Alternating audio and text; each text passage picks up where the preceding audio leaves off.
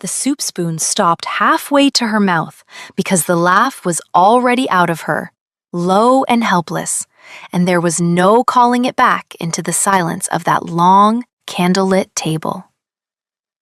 23 people sat between the two ends of it, and not one of them had made a sound in 4 full minutes. She had counted the minutes the way she counted everything, by habit, by the small private arithmetic that kept her steady in rooms where she did not belong. The laugh had come from nothing anyone else could see.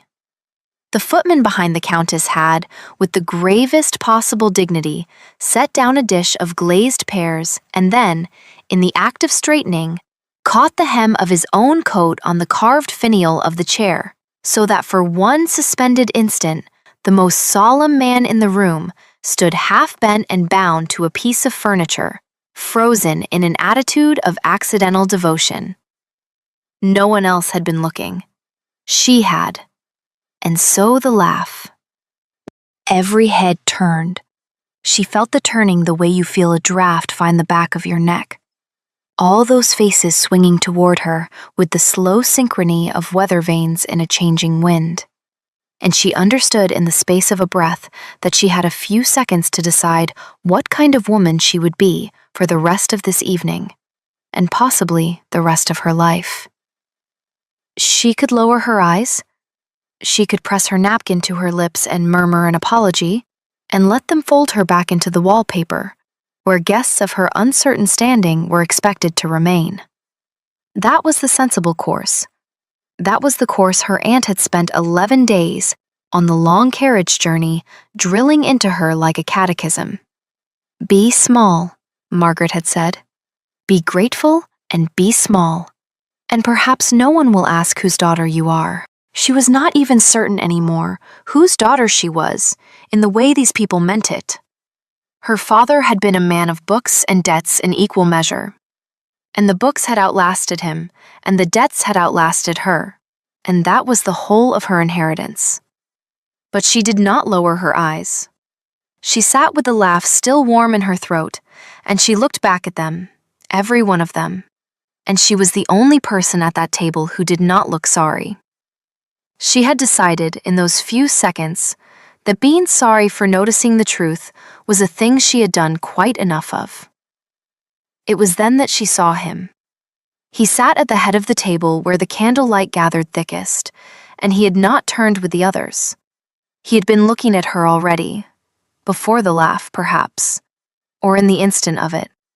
His face arranged into an expression so still, it was not an expression at all, but the absence of one. They had told her about him in whispers all week, the way one is told about weather that has killed people. The Duke does not dance. The Duke does not jest. The Duke buried 2 wives and a brother and has not been heard to laugh since the second funeral. They did not say his name without lowering their voices, as though the name itself might overhear and take offense. And now the name was looking at her, down the length of 23 silent guests, and she could not read a single thing in his face, and that, she would think later, was the moment everything began, though it did not feel like a beginning. It felt like being seen through. She held his gaze longer than was wise. She was aware of being unwise even as she did it, aware of her aunt 3 places down going the particular gray of a woman watching her one remaining asset commit ruin over a dish of pears. But there was something in the stillness of him that did not ask her to look away. Most powerful men, she had observed, used their attention the way a careless hand uses a candle, swinging it about, setting small fires, expecting the world to flinch from the flame. His attention did not move.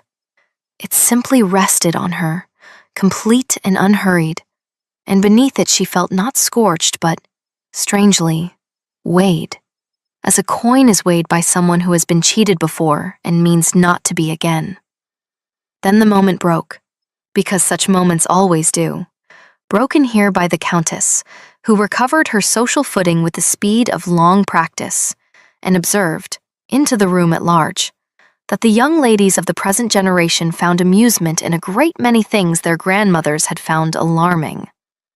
A small ripple of relieved laughter went round, the safe and joyless laughter of people grateful to be told the awkwardness was over. Margaret seized it and turned it into an apology, leaning toward the Countess, murmuring that her niece had traveled far and was unused to such fine company, that the journey had left her overtired, that it would not happen again. Margaret was very good at this. Margaret had spent her own youth being small and grateful, and had a widow's modest competence to show for it, and a perpetual fear behind her eyes that it might still all be taken back. The young woman, whose name was Cecily, and who had not been asked, said nothing in her own defense. She had learned that defending oneself before these people only gave them the pleasure of pretending to be persuaded. Instead, she returned to her soup, which had gone cool, and she ate it with the same care she did everything, and she did not look again toward the head of the table, though she felt the absence of his looking, and was surprised to find she missed it, as one misses a fire when one moves to the cold side of the room. What no one at that table knew, what her aunt had sworn her to conceal on pain of being sent back to the 2 damp rooms they could barely afford, was the matter of the ledgers. For 3 years since her father's death, Cecily had kept the books for a wine merchant in the town nearest their lodging, a Mr. Harrow, who could read figures only with his lips moving and his finger dragging beneath the line. She did it in secret, by candlelight. The work passed to her through a servant's back door, and the coins came back the same way. And it was this, and not her aunt's competence, that had kept them in bread through 2 hard winters. She had a head for numbers that her father had once called unwomanly, and then, when the debts began, had called a mercy. She could hold a column of figures in her mind the way other women held a tune. She could find the single false entry in a year of honest ones, the way a tongue finds the one cracked tooth. It was the only thing she truly knew herself to be good at. And it was the one thing in all the world she was forbidden to be seen doing. Because a lady did not keep books, and a woman who kept books was not a lady. And a woman who was not a lady had no business at a duke's table pretending to be one. So she sat and was pretended into ladyhood for the length of a dinner, and she ate her cool soup, and across the gulf of the table, the most feared man in 3 counties did not stop for the rest of that long and ceremonious evening, considering the face of the only person present who had not looked sorry. The dinner ended as such dinners end, by exhaustion rather than design. The dishes carried out in a procession, the company rising in their order of precedence, the great room emptying by degrees into smaller rooms, where the men would have their wine and the women their careful conversation. Cecily found herself swept into a parlor, hung with portraits of people who had all, by the look of them, died disappointed. Her aunt's hand closed on her arm the instant they were through the door, the grip of a woman who had been waiting all evening to deliver a sentence and had honed it to a point. "You laughed," Margaret said, very low, smiling all the while toward the room, so that any observer would have read tenderness in the bend of her head. "You laughed at the Duke's own table, at the Duke's own footman, and you held his eye like a tavern girl, and I have spent everything I have. Do you understand me? Everything. To put you in this house for 3 nights, and you have ruined it in the soup." "I am sorry it troubles you," Cecily said, which was true and was also not an apology, and Margaret heard the difference, as she heard most things. "You will be sorry it troubles you when we are turned out of even those 2 rooms," her aunt said. "Do you imagine he did not notice? A man like that notices everything and forgives nothing. They say he keeps a list. They say he has never once been made to look a fool without repaying it. And you have made his table laugh at his expense." "I made no one laugh," Cecily said. "I laughed. There is a difference, and he, I think, is a man who knows it." She did not know why she said the last part. She had no evidence for it beyond the stillness of a face at 30 feet. But she found she believed it, and she found that believing it steadied her. And she let her aunt's grip and her aunt's fear flow past her like cold water past a stone in a stream. She had been a stone in cold water for 3 years. She had grown rather good at it. It was perhaps an hour later, when the candles had burned down to a softer light and the company had thinned to those too proud to leave early and too tired to talk, that a servant in the dark livery of the house crossed the parlor and stopped before her aunt and bowed, and said that His Grace requested the company of the younger lady in the library, and that the elder lady was most welcome to wait. Margaret's face performed 3 separate emotions in quick succession: terror and calculation and a desperate flowering hope. And she gripped Cecily's arm once more and breathed instructions too fast to follow. And Cecily, rising, heard almost none of them. She heard only the word library, and felt, beneath all her steadiness, the first true quickening of the night. Because a man who meant to humiliate a girl did it in a parlor full of witnesses, and a man who summoned her alone to a room full of books meant something else entirely. And she did not know what, and not knowing it, she walked toward it. The library, when the servant opened its door and bowed her through and closed it again behind her, was the warmest room she had entered in that cold and ceremonious house. A fire burned low and steady in a great hearth. Books stood floor to ceiling on 3 walls, more books than she had seen since her father's were sold, and the sight of them caught at something under her ribs that she had thought safely buried. And before the fire, in a chair turned half toward the door as though he had been waiting, and wished her to know he had been waiting, sat the Duke, with a small table beside him, and on the table, open, a ledger. She saw the ledger before she saw his face. She would remember that after. Her eye went to it the way a thirsty creature's goes to water, and she understood, in the cold, clear instant of recognizing it, that she had been brought here for a reason she could not yet name, and that the laugh in the soup had been only the door, and this the room behind the door. "You did not look sorry," he said. It was the first thing he said. His voice was lower than she had imagined and entirely without heat, a voice that stated things rather than performed them. "I have watched a great many people be sorry at that table. You were the first in some years who was not." "There was nothing to be sorry for," she answered. A man caught his coat on a chair. It was funny. I laughed. I would think less of myself if I had pretended I did not see what I saw. "And what did you see?" he said, that no one else at that table appeared to see. She understood the question was not about the footman. She did not yet know what it was about, but she understood it was a test of some kind, and she had taken many tests, alone, by candlelight, with her livelihood hanging on the answer. And she had learned not to flinch at the moment of being weighed. "The truth," she said. "People are very busy not seeing it. It makes them poor company and worse witnesses. I have found it costs less in the end to see things as they are." For a long moment he said nothing. The fire spoke instead, settling in the grate, and somewhere in the house a clock counted off a quarter hour in 9 slow strokes. She found herself counting without meaning to.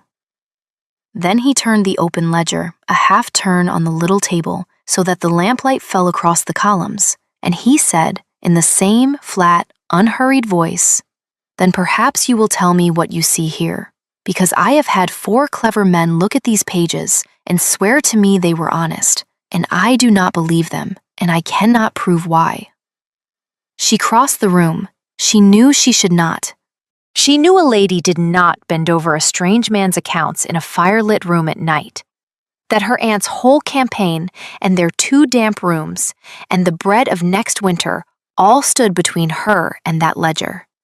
And she crossed the room anyway, because the pull of an honest column toward an honest reading was older in her than fear, and because some reckless and long-starved part of her had decided that if she was to be ruined for laughing, she might as well be ruined for the truth entire.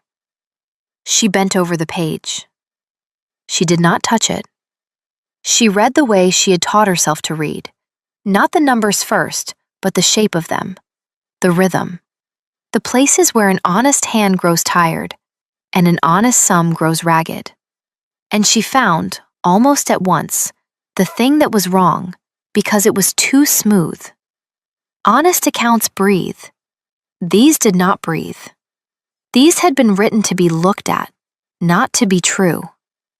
This entry, she said, and here, and here. She moved her finger above the page without touching it, naming 3 lines. They are too round. A working account is full of awkward sums, the pennies and half-pennies of real things bought from real men on real days. These are clean.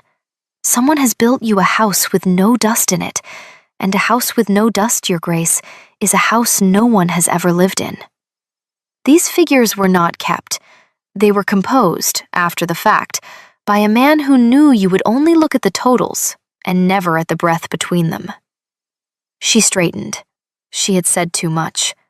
She always said too much, the moment numbers were before her. It was the one subject on which her famous composure broke, and it had broken now, in the worst possible room, before the worst possible man.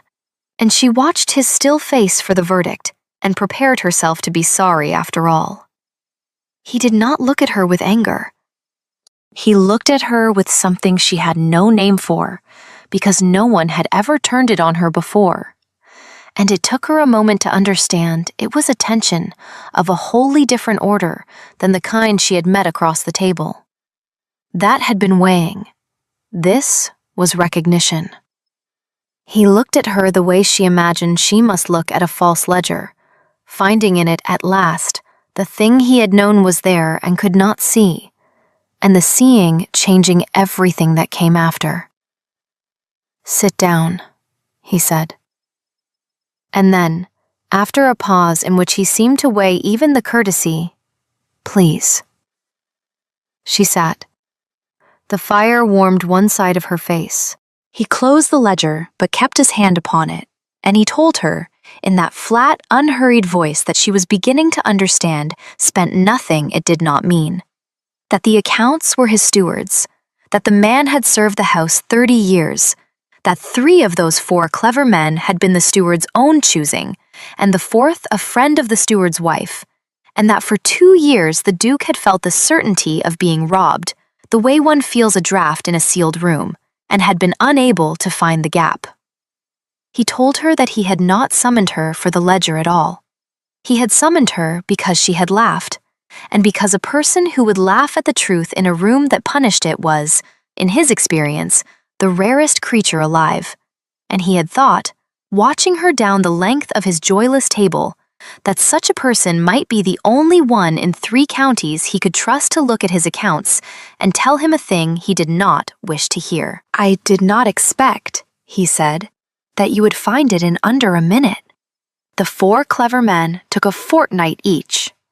The 4 clever men, she said, were paid by the fortnight. I was paid in being believed. It is a faster currency. And at that, at last, the most feared man in 3 counties did a thing the servants would not have credited had they seen it, a thing his own household had not witnessed in longer than they could reckon. The corner of his mouth moved. It was not a laugh.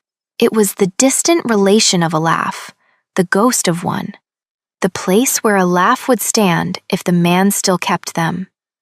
But she saw it, because she saw everything, and she understood that she had found, in his face, the same thing she had found in his ledger, the breath between the figures, the small, awkward true sum that proved a living thing was there, beneath the composed and dust-free surface.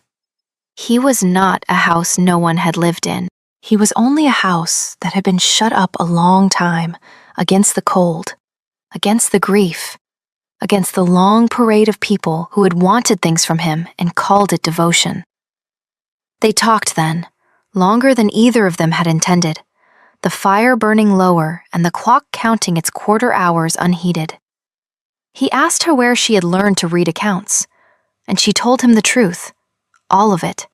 The wine merchant and the back door and the coins and the bread. Because she had already ruined herself for the truth that night and saw no reason to stop. And because there was something in the way he listened, without flinching and without pity, that made the telling feel less like confession than like setting down a weight. He did not recoil at the word merchant. He did not recoil at the word secret. He listened the way he had looked at her, completely. And when she had finished, he was quiet for a while. And then he said only that it seemed to him a great waste that a mind which could find in a minute what 4 men missed in a season should be hidden behind a servant's door and spent on another man's wine. It is not waste, she said. It is bread. The two are often confused by people who have always had the second. He inclined his head at that, conceding it, and she saw that he was a man who could be corrected, which she had not known was a thing dukes could be, and the discovery rearranged something in her understanding of the world. They had told her he forgave nothing. They had not told her he could yield a point to a poor woman in a firelit room and seem, in the yielding, more himself rather than less. When at last the same dark-liveried servant came to say that the hour was very late and the elder lady grown anxious, the Duke rose and Cecily rose, and for a moment they stood on either side of the little table with the closed ledger between them, like a thing they had agreed upon without naming it. He said that he would have a proposal for her aunt in the morning, an honest one, that need shame no one, regarding the keeping of his accounts, that he had no further use for stewards he could not believe and no intention of being robbed for a 3rd year out of mere regard for a long service that had curdled into theft. He said it plainly, as a matter of business, but his eyes, when he said it, were not the eyes of a man speaking only business, and she, who could find the false entry in a year of honest ones, did not miss the one true sum in all his careful columns. She did not sleep that night. She lay in the narrow guest bed with the fire reflected still behind her eyes and the ledger's clean, false lines still scrolling in her mind. And beneath them, steadier, the memory of a still face learning, against its long habit, to be surprised.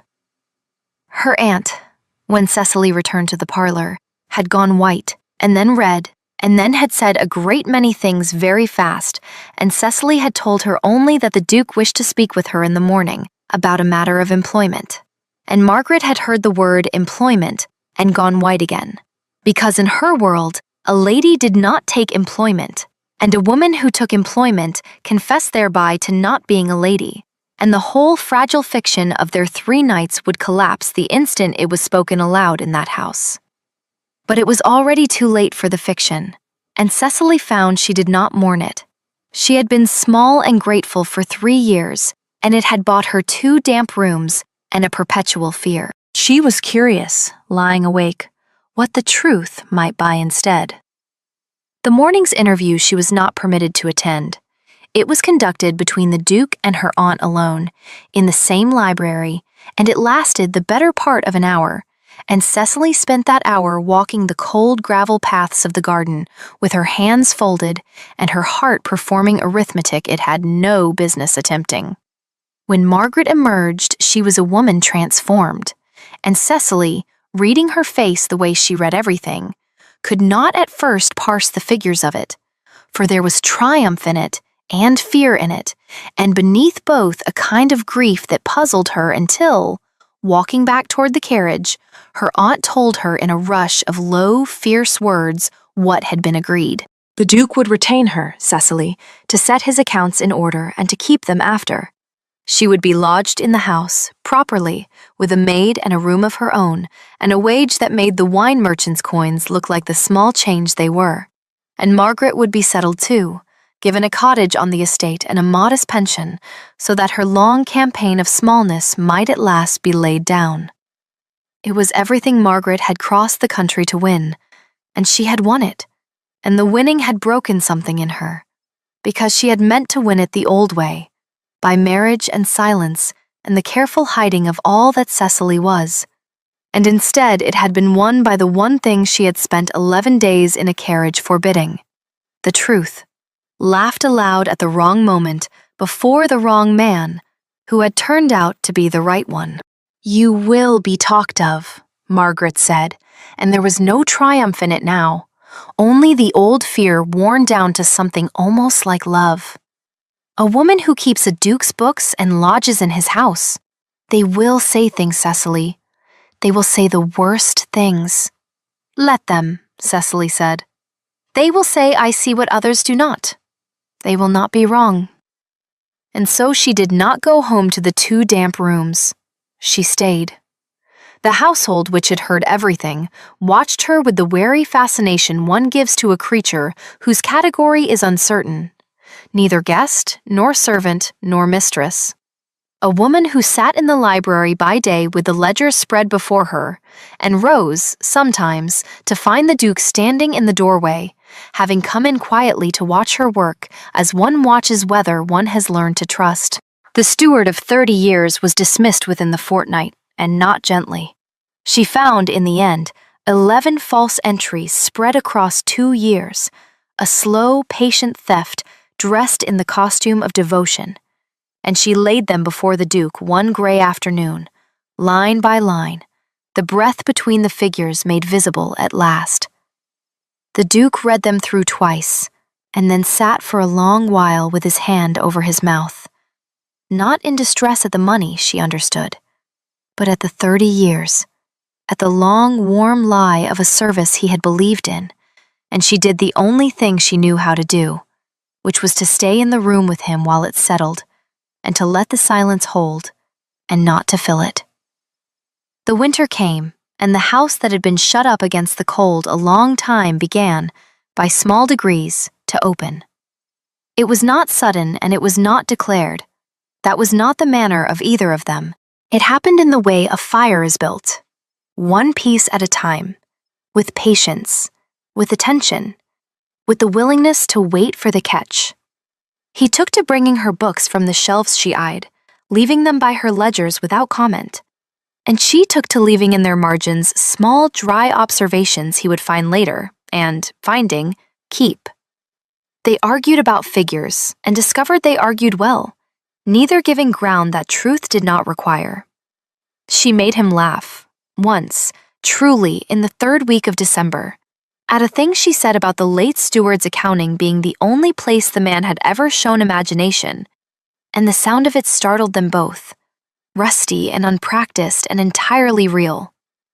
And afterward, they sat in a different kind of silence, the kind that is not absence, but presence, the kind that does not need filling, because nothing in it is missing.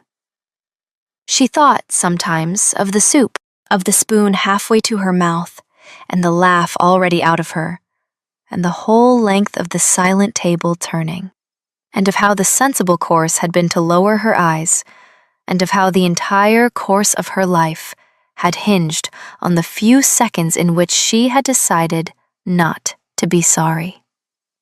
She had spent 3 years being small, and it had bought her fear. She had spent 1 moment being seen, and it had bought her a fire to sit beside, and a mind across from her that met her own, and a man who, having forgotten how to laugh, had remembered it in her company. She did not call it love yet, even to herself, for she was not a woman who composed her accounts before the figures were in. But she kept the column honestly, day by day, and she watched the totals grow, and she found in them, at the bottom of all the careful breathing sums, the one true entry she had been waiting her whole guarded life to find, and it was this, that she had been right not to look sorry, and that being seen, truly seen, by one steady, unflinching pair of eyes was worth more than all the safe lowered glances in the world. By the turn of the year, when the snow lay clean and deep over the estate, and the garden paths she had once walked counting her own heartbeats, the matter resolved itself the way such matters do between 2 people too honest to perform what they do not feel, and too patient to rush what they do. He came to her in the library on the last gray afternoon of the old year, and he did not make a speech, for he was not a man of speeches, and she would not have believed one if he had. He set a thing on the table beside her ledger, a small thing, a key. the key to the library itself. And he said only that the room had been the warmest in the house for a long time, and the loneliest, and that he found he no longer wished it to be the second of those, and that she might keep the key, and the room, and him, if she found the figures favorable. And Cecily, who could find the one false entry in a year of honest ones, looked at the account he had laid before her and found in it no falseness anywhere, only the plainest and truest sum she had ever been given. And she closed the ledger, and she gave her answer in the manner he would best believe, which was not in words at all, but in staying, in the simple, decisive act of not rising to leave, of letting the silence hold and choosing, this once, to be the one who filled it. It broke quietly, the thing between them, the way the best things do, not with trumpets, but with the small, soft click of a closing book, and a fire built up against the dark, and two people who had each spent a long time being unseen, finally, at last, in the warm, dustful breathing truth of an ordinary room, seeing and being seen. As for the others, the news of them came in time, relayed by the long, slow post of country gossip, each fate arriving like a small parcel late in the winter. The steward of 30 years was not prosecuted, the dupe judging that the man's own face, on being dismissed, had cost him more than any court could, and he removed to a distant town where, it was said, he set up as an advisor on matters of accounting, and was, by all reports, scrupulously honest, having at last met someone who could see through him, and finding the experience instructive. The Countess, who had observed so wisely upon the alarming amusements of the present generation, was heard to remark, when the engagement was known, that she had always thought the girl had something about her which surprised everyone who had heard her say, that same evening, very nearly the opposite. The 4 clever men who had pronounced the ledgers honest were not heard from again, the matter being, by mutual and unspoken agreement, allowed to drop, and the footman, the unwitting author of the whole affair, who had caught his coat upon the chair and bound himself in accidental devotion before the most solemn company in 3 counties, was promoted within the year to the charge of the wine cellar, where his gravity at last found its proper home, and where he was known, ever after, to set down each bottle with the greatest possible care, having learned, perhaps better than anyone, the strange and lasting consequences of a single small misstep observed by the right pair of eyes. And so the fire burns low, and the story comes to its rest, and I find I am loath to leave it, the way one is always a little loath to leave a warm room for the cold hall beyond. If you have ever sat silent in a place that asks you to be smaller than you are, swallowing the laugh, lowering the eyes, being grateful and being quiet and being unseen, then you know the weight Cecily carried to that table. And you know, too, the strange terror and the stranger freedom of the moment she set it down. We spend so much of our lives being sorry for the things we notice, apologizing for seeing clearly in rooms that would rather we did not. But sometimes, the laugh that escapes at the wrong moment is the truest thing we will ever say. And sometimes, the one person who matters is the one who does not turn away when we refuse to be sorry. Tell me, before the embers go dark, which moment stayed with you? The spoon halfway to her mouth, or the closed ledger and the key set down beside it? Tell me which line you carried with you out of the firelight. And if this story warmed you, even a little, draw your chair a touch closer and stay a while longer, for there is always another tale waiting in the coals, another quiet life about to be seen at last, and I would be glad of your company by the fire when I tell it.